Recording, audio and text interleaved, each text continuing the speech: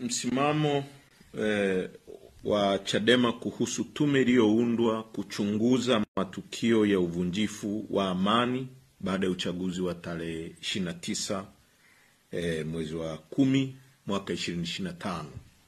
Actually kilichoitwa uchaguzi kwa sababu na tulitegemea hii tume ingeundwa kuchunguza mauaji yaliyotokea na sio vitendo vya uvunjifu wa amani kama inavyosemekana. Kwa hiyo Chama cha Demokrasia na Maendeleo Chadema kinapenda kuutaarifu umma wa Tanzania na jumuiya ya kimataifa kwamba hatutambui tume ya uchunguzi iliyoteuliwa na ndugu Samia Suluhu Hassan aliyejisimika madarakani bila ridhaa ya wananchi na inayoongozwa na jaji mstaafu Mohamed Chan, akielekeza kuchunguza matukio ya uvunjifu wa amani yaliyotokea wakati na baada ya uchaguzi ya kilichoitwa uchaguzi mkuu wa mwaka huu tarehe 29 Oktoba.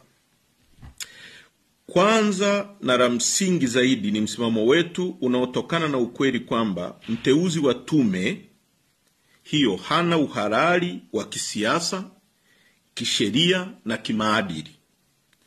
Alijipachika urais kupitia mchakato usio huru, usio haki, usio wazi, usiokizi viwango vya msingi vya kidemokrasia, na hata waangalizi wa kimataifa waliokuwa hapo wameungana na msimamo huu tunaosema. Kwa hiyo kwa maana hiyo Umoja wa Afrika ripoti yao imezungumza kwamba uchaguzi haukuwa huru, haukuwa wa halali, haukuwa haki.